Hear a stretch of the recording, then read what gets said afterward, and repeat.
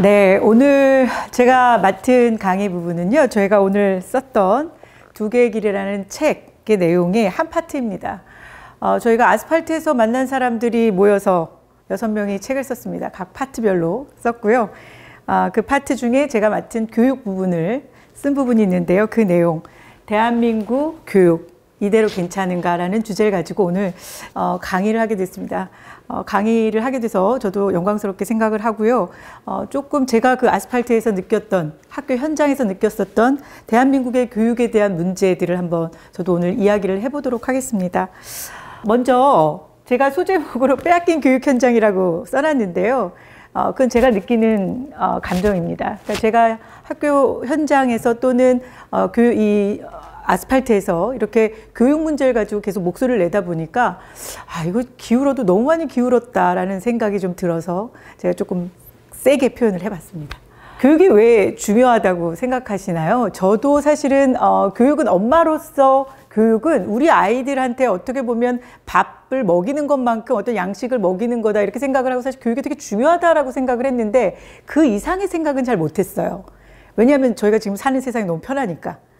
제가 살고 있는 세상은 투쟁할 것도 없고 그냥 제 자리에서 제가 그냥 열심히 살면 되는 거니까 크게 우리 아이들만 잘 키우면 된다. 그게 교육의 다다라고 생각을 했거든요. 그런데 사실상 제가 시민운동을 하게 되면서부터 심각한 걸 많이 느꼈습니다. 제가 지금 와닿은 문구가 이 부분이었어요. 전쟁을 이긴 것은 우리가 아니다. 오랜 세월 온갖 역경과 시련을 극복하며 목숨을 걸고 교육에 이바지한 학교 선생님들의 공이었다. 프로이센의 몰트케 장군이 한 말입니다. 보불전쟁 때 독일이 이기면서 이 말이 정말 교육이 정말 아이들의 정신무장해주고 국가관을 심어주고 나라를 지키려고 하는 이 어떤 의식, 이것이 무엇을 통해서 아이들이 길러지나, 그게 이제 결국은 교육이었다라는 대표적인 말이라고 생각이 들었어요. 교육은 국민을 하나로 통합시킬 수도 있고 국민을 분열시킬 수도 있는 힘이 있다. 제가 느낀 겁니다. 그러니까 이게 교육이 정말 이런 막강한 힘을 가지고 있더라고요. 교육의 힘이 국민도 하나로 통합을 시킬 수도 있고 국민을 하나로 또 여러 갈래로 분열시킬 수도 있다. 지금 이제 저희가 여러분들이 느끼는, 특히 이제 보수 진영에서 느끼는 많은 분들이 지금 이 분열은 무엇 때문인가라는 생각을 하시면서 아마 제 얘기에 공감을 많이 하실 것 같아요. 왜냐하면 교육의 힘으로 이게 나라가 정말 쪼개져도 너무 많이 여러 갈래로 쪼개졌다 이런 생각이 들으실 텐데요. 우리는 그럼 무엇을 빼앗겼는가? 아까 제가 빼앗긴 교육 현장이라고 되어 있었는데요. 교과서 장악, 역사교육, 또 성교육, 민주시민교육, 생태전환교육, 노동교육, 이것이 지금 학교 현장의 교육으로 들어가 있습니다. 우리가 말하는 평소에 아이들이 가르치는 국어, 영어, 수학 이런 교과서 외에도 그들이 항상 얘기하는 교과서로만 아이들이 공부하는 게 아니라 공부만 열심히 하는 게 아니라 다양한 교육을 시켜야 된다고 그렇게 외치는 것이 이 교육이었다는 거죠. 그 다양한 교육이 저는 아이들의 다양성을 인정해서 또 아이들이 원하는 방향, 본인들이 원하는 진로 이런 것들을 좀 고민하게 만드는 그런 교육이 다양성 교육인가 이렇게 생각했는데요. 알고 보니까 아니더라고요. 이런 다양성 교육을 시키는 거였고 비교할 수 없는 교육 관련 단체들의 규모는 말도 할 수가 없습니다. 그러니까 저희 같이 아스팔트에서 만난 사람들이라고 하지만 정말 너무 다급해서 나온 사람들이고 이미 차츰차츰 준비해오고 조직을 차츰차츰 키워오고 메시지를 계속 냈던 사람들의 규모는 제가 봤을 땐 상상을 초월할 정도, 저희하고는 비교가 안 되는 그런 교육 관련 단체들이 많이 있다는 것. 그리고 교원단체 활동 규모도 마찬가지입니다. 여러분들이 많이 알고 계시는 전교조, 많이 들어보셨잖아요. 그리고 한국교총 같은 경우에는 다 아시고요. 또 많은 단체들이 또 교원단체들이 또 있습니다. 그런 얘기를 좀 해보려고 합니다. 저는 대한민국은 다른 것보다도 지금 역사전쟁 중이다라고 생각이 듭니다. 정권이 바뀔 때마다 매번 한 번씩 시끄러웠던 문제라고 보죠. 사실 이번 윤석열 정부에서도 정일성 공원 문제부터 시작해서 또 홍범도 사건, 사실은 할 수 있는 말을 한 거였거든요. 홍범도 사건 같은 경우에는 저는 사실 참 여러 가지 생각들이 다 다를 수 있는데 그래도 육사에다가 홍범도 흉상을 설치한 건 저는 그건 옳지 않다고 보거든요. 그러니까 그것에 굳이 홍범도 흉상을 육사에다가 설치한 이유가 뭐냐?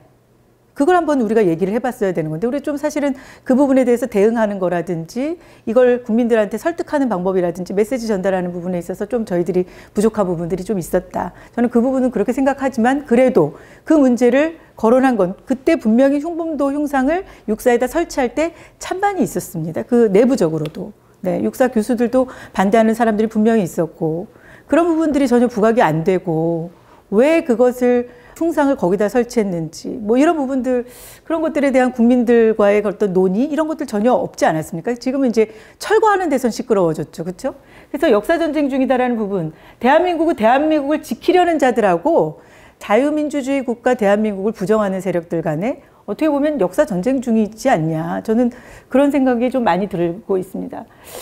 많이들 아시는 문구인데요. 조지 오웰의 1984라는 책에 나오는 문구입니다. 과거를 지배하는 자가 미래를 지배하고 현재를 지배하는 자가 어디를 지배한다고요? 과거를 지배한다고 했습니다. 그럼 여러분 이 문장에서 지금 딱 한 문장으로 만들 수 있는 건 뭐 어떻게 만들 수 있을까요? 결국은 현재를 지배하는 자가 과거도 지배하고 미래도 다 지배할 수 있다는 거 아닐까요? 그래서 이 현재를 정권을 그렇게 잡으려고 하는 거고 그 정권만 잡으면 자기들의 이념, 자기들의 신념을 거기다 다 쏟아부어서 정책을 만들어서 과거도 바꾸고 또 앞으로 미래도 자기들이 주도해서 끌고 가려고 하는 거 아닐까요? 제 의견에 동의를 하거나 안 하거나 그들이 얘기하는 항상 다양한 의견은 존재한다고 했으니까 제 의견도 다양한 의견으로 받아줘야 된다고 생각하거든요. 그래서 저는 그냥 제 얘기를 하겠습니다. 그래서 교과서를 지배하는 자가 미래를 지배한다. 이거는 중앙일보의 논설위원이신 예영준 논설위원이 하신 말씀인데요. 이게 지난번에 2022년 개정교육과정 역사교과서 문제가 한참 시끄러웠을 때 썼던 사설입니다. 사설 제목이었는데요. 제가 이 사설 보면서 정말 공감하는 바가 많았고 예영준 논설위원하고 우연하게 또 통화도 하게 됐는데요. 맞는 말인 것 같아요. 교과서를 지배하는 자가 미래를 지배하는 게. 그래서 한번 어떻게 지배가 되었는지 어떻게 교과서를 장악해왔는지 한번 보려고 합니다. 역사교육 왜 중요한가? 다들 느끼실 거예요. 대한민국 국민으로서 자부심을 갖게 할 수 있죠. 역사교육 하나만으로도 내가 대한민국에서 태어나서 이 대한민국에서 정말 훌륭한 사람으로 커서 이 대한민국을 지키고 싶다. 뭐 이런 꿈도 꿀 수 있는 게 역사교육이 아닐까. 저는 그렇게 생각이 들고요. 자유대한민국 정체성을 확고히 하기 위해서 이 가치, 정말 역사교육 너무 중요하다. 그리고 다른 것보다도 자유민주주의 국가. 우리가 왜 그렇게 민주주의가 그냥 민주주의 아니고 자유민주주의라는 것을 왜 강조했는지. 뭐 인민민주주의도 있고 사회민주주의 있고 너무 많잖아요. 민주주의도. 그럴듯한 민주주의 많습니다. 그런데 우리가 추구하는 민주주의는 자유민주주의라는 것. 그 가치를 잘 알게 하기 위해서는 역사교육이 중요합니다. 왜?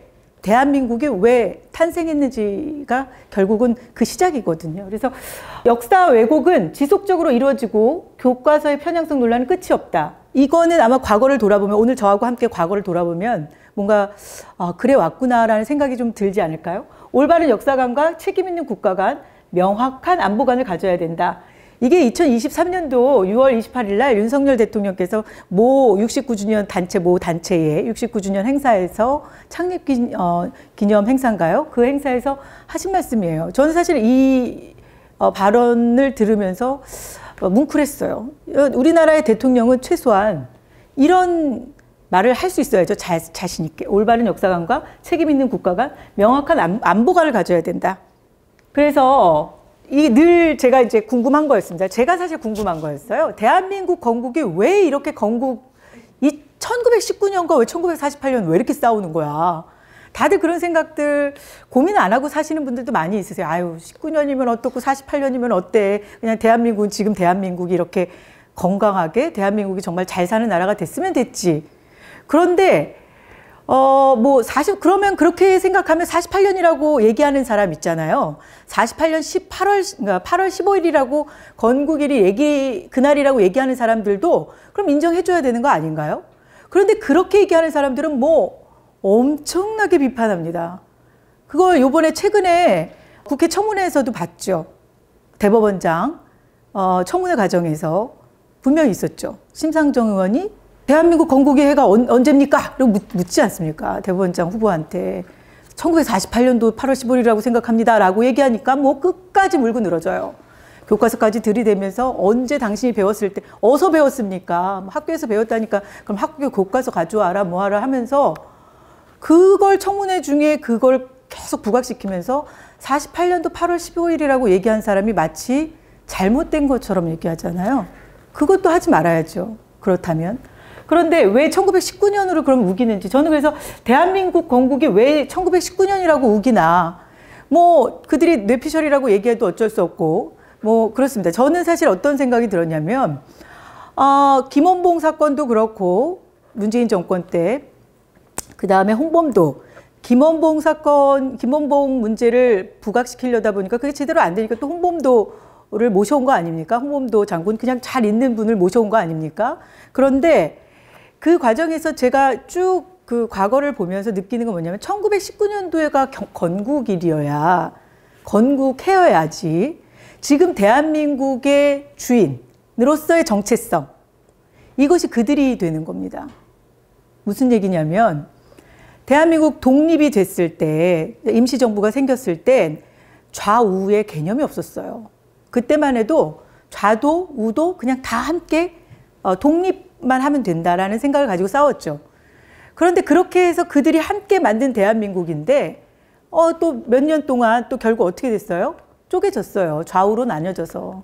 그리고 북은 소련이 또 남은 미국의 영향을 받아서 김일성이 존재했고 이승만 대통령이 임시정부의 대통령이 됐어도 결국은 어쨌든 남과 북이 이념적으로 좀 갈라지는 그런 모양새가 됐습니다. 그러니까 그런 상황에서도 결국은 뭐 남한이 먼저냐 북한이 먼저 쪼개졌냐 누가 분단 국가의 주범이냐 이 부분도 이제 또 얘기를 할 건데요. 그러다 보니까 결국은 지금 대한민국 이 남한 그들이 얘기하는 남한이라는 이 대한민국이 48년도에 자유민주주의 국가 이승만 대통령이 세운 국가다 이러면 지금 여기서 예를 들어 민족주의자들 뭐 여러 그 간첩 활동들 하고 있지 않습니까?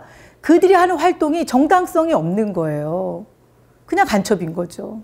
48년도가 건국일이 되면 그들은 그냥 여기서 간첩 북한을 신봉하는 사람들은 간첩인 거예요. 그런데 19년도가 건국해가 되면 그들은 뭐냐면 정당한 활동을 하고 있는 거예요.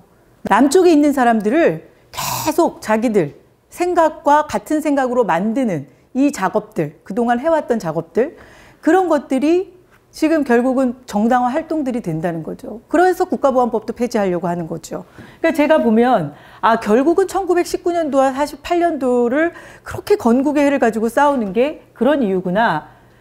왜냐면요. 너무 첨예하거든요. 이 문제가. 2017년도에 문재인 대통령이 취임하고 나서 첫 번째 8.15에서 이런 말을 했습니다. 2018년도 8.15는 정부 수립 70주년이고 2019년도는 건국의 해 100주년이다. 그럼 이것은 결국은 언제가 건국해입니까? 1919년일 때예요. 1919년일 때 건국이 100주년이고요. 48년도는 그냥 정부 수립인 거예요. 이승만 정부 수립인 거예요. 그렇게 얘기하죠. 근데 역사 왜곡은 끊임없이 반복이 됐습니다. 사실 이거는 2023년도 기사인데요. 2022년도 문재인 정부에서 교과서를 개정하려는 시도를 했습니다. 그건 제가 뒤쪽에서도 계속 얘기할 거니까. 근데 그때 이 조선일보에서 어떤 얘기를 했냐면 이승만 대통령이 독립운동, 한미동맹의 의미 이런 것들은 쏙 빠졌어요. 초등교과서에서. 그러니까 23년도 초등학교 5, 6학년 학생들이 처음 공부하는 검정사회교과서 11종 모두 이승만 대통령을 부정적으로 기록했다라고 돼 있어요. 그러니까 이건 뭐냐면 2022년 개정교육과정 교과서가 아니라 기존에 있는 교과서들이 있잖아요. 네, 2015 교육과정. 2015 교육과정에서 만들어진 교과서가 차츰차츰 18년도, 19년도, 20년도, 21년도 이런 식으로 해서 계속 교과서가 1, 2학년, 2, 3학년 이런 식으로 해서 교과서가 순차적으로 배포가 되거든요. 아이들한테. 그때 23년도에 이제 5, 6학년 교과서가 사회교과서를 사회교과서를 검정교과서로 바꿔서 11종으로 바꿔서 이 교과서를 배포하게 된 거예요. 그래서 그 문제를 지적한 겁니다. 그래서 초등학교 5, 6학년한테 나눠주는 교과서를 보니 23년도 3월 31일 기사잖아요. 그러다 보니까 교과서에 등장하는 초대 대통령은 그냥 독재 정치만 하고 부정선거, 무력 진압, 12년 동안 이어진 이승만 정부의 독재와 부패로 국민의 생활이 어려워졌다 이렇게만 표현돼 있어요.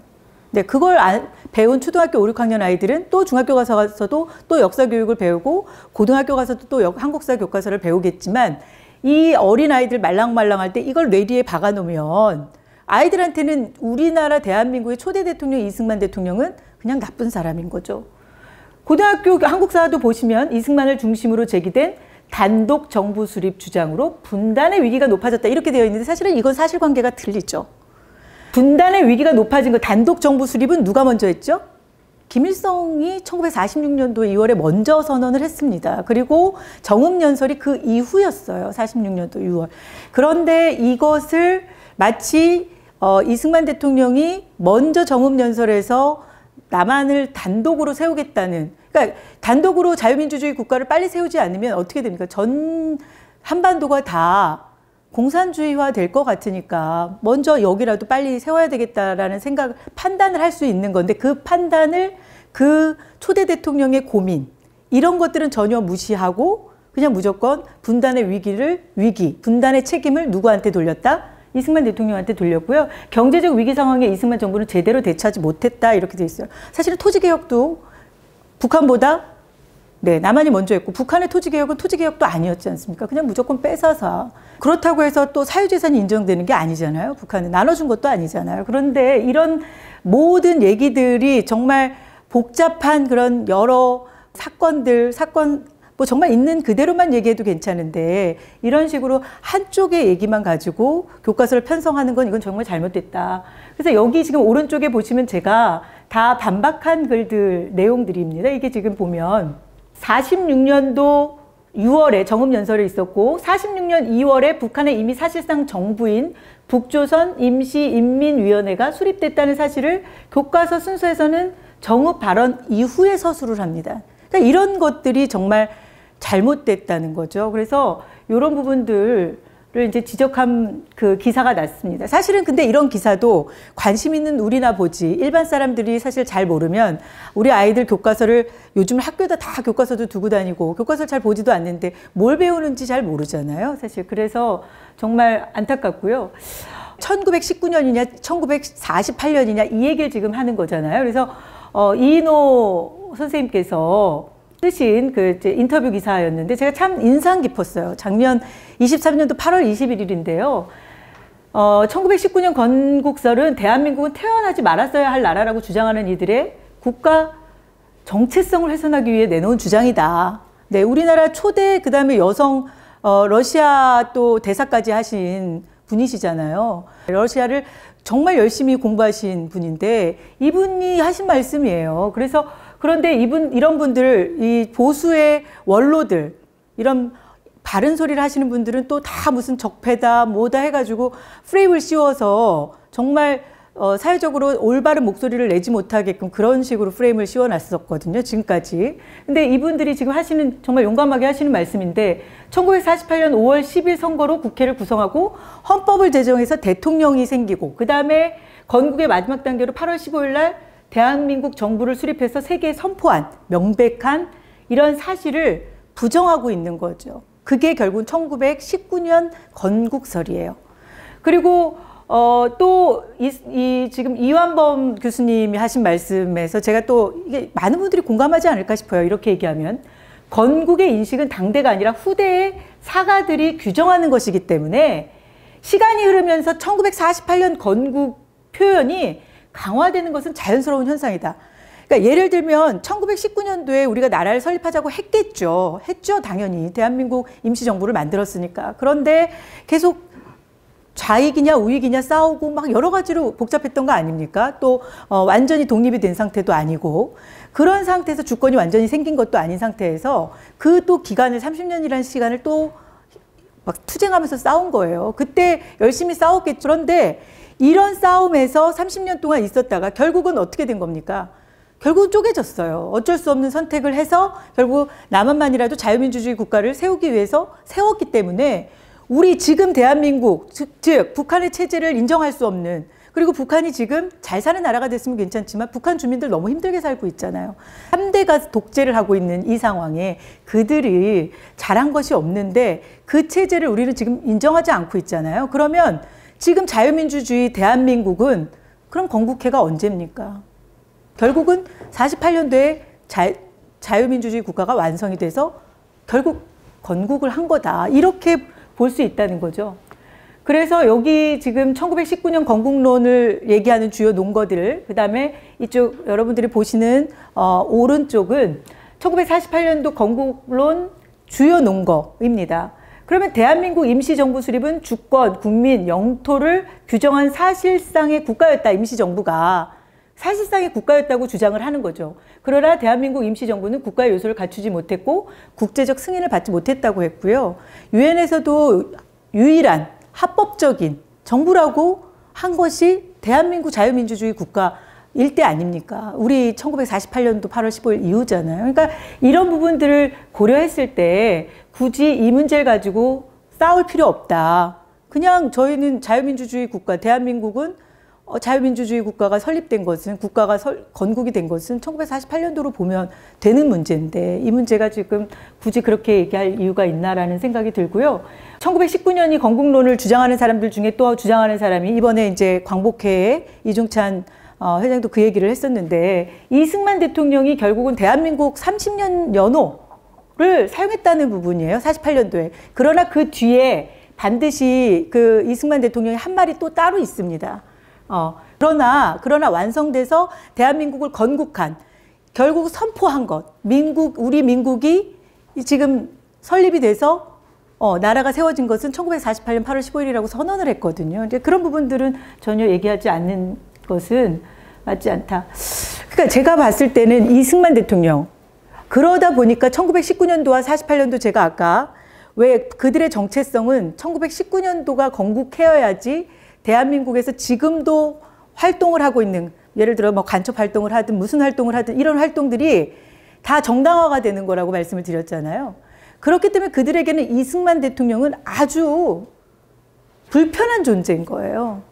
제가 또 이 책에 이승만 대통령에 대해서 쓴 부분이 있습니다. 이승만 대통령에 대해서 결국은 이승만은 누구인가라고 해서 제가 쓴 부분이 있는데요. 제가 보니까 그쪽 사람들의 주장은 한결같이 똑같습니다.